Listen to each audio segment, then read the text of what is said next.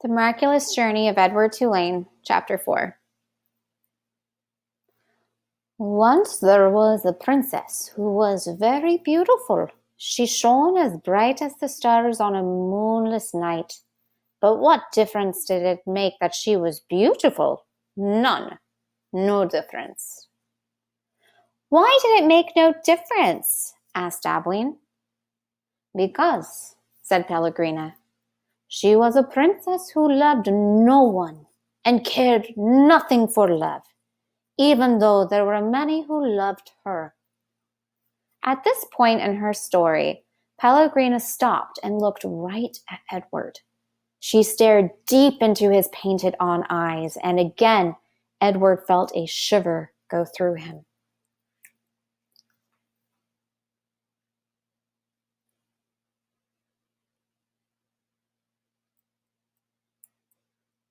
And so, said Pellegrina, still staring at Edward. What happened to the princess? Said Abilene. And so, said Pellegrina, turning back to Abilene, the king, her father, said that the princess must marry. And soon after this, a prince came from a neighboring kingdom, and he saw the princess, and immediately he loved her. He gave her a ring of pure gold. He placed it on her finger. He said these words to her, I love you. But do you know what the princess did? Abilene shook her head. She swallowed the ring. She took it from her finger and swallowed it. She said, that is what I think of love. And she ran from the prince. She left the castle and went deep into the woods. And so what? Said Abilene. What happened then? And so the princess became lost in the woods. She wandered for many days.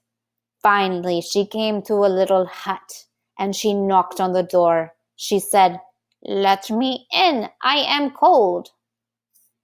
There was no answer.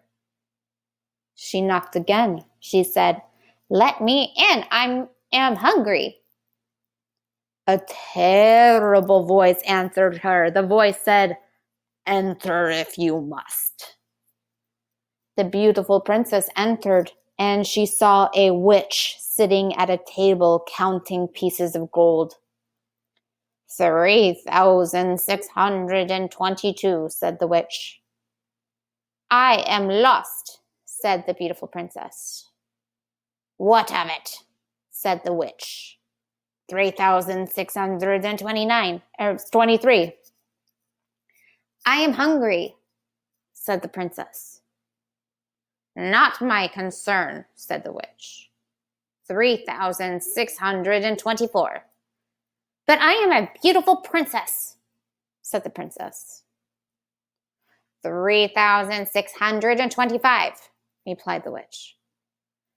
My father, said the princess, is a powerful king. You must help me, or there will be consequences. Consequences, said the witch. She looked up from her gold. She stared at the princess. You dare to talk to me of consequences? Very well, then we will speak of consequences. Tell me the name of the one you love. Love, said the princess. She stamped her foot. Why must everyone always speak of love? Whom do you love? Said the witch. You must tell me the name. I love no one, said the princess loudly. You disappoint me, said the witch. She raised her hand and said one word, Farthfiggery. And the beautiful princess was changed into a warthog. What have you done to me? Squealed the princess. Talk to me of consequences now, will you? Said the witch, and she went back to counting her pieces of gold. 3,626, said the witch as the warthog princess ran from the hut and out again into the forest. The king's men were in the forest too. And what were they looking for? A beautiful princess. And so when they came upon an ugly warthog, they shot it immediately. Pow! No, said Abilene. Yes, said Pellegrina. The men took the warthog back to the castle, and the cook slit open its belly, and inside it she found a ring of pure gold.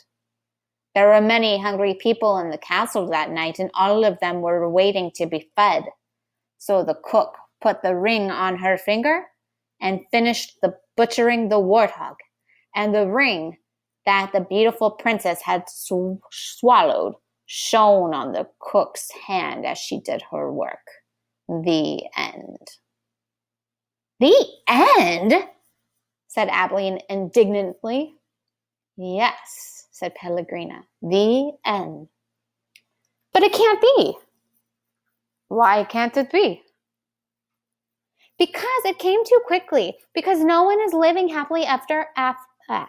Because no one is living happily ever after. That's why. Ah, and so? Pellegrina nodded. She was quiet for a moment.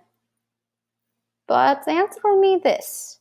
How can a story end happily if there is no love?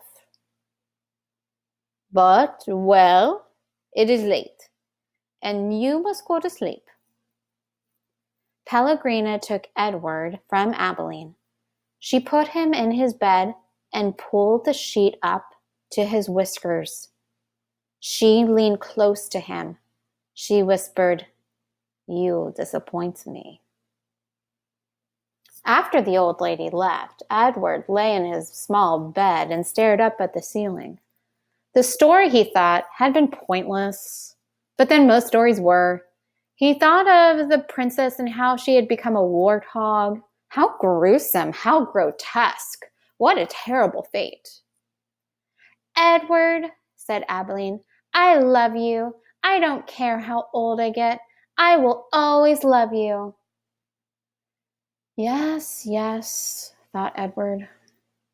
He continued to stare up at the ceiling. He was agitated for some reason that he could not name. He wished that Pellegrina had put him on his side so that he might look at the stars.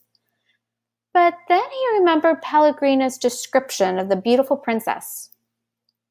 She shone as bright as the stars on a moonless night. For some reason, Edward found comfort in these words, and he repeated them to himself. As bright as the stars on a moonless night. As bright as the stars on a moonless night. Over and over until at last the first light of dawn appeared.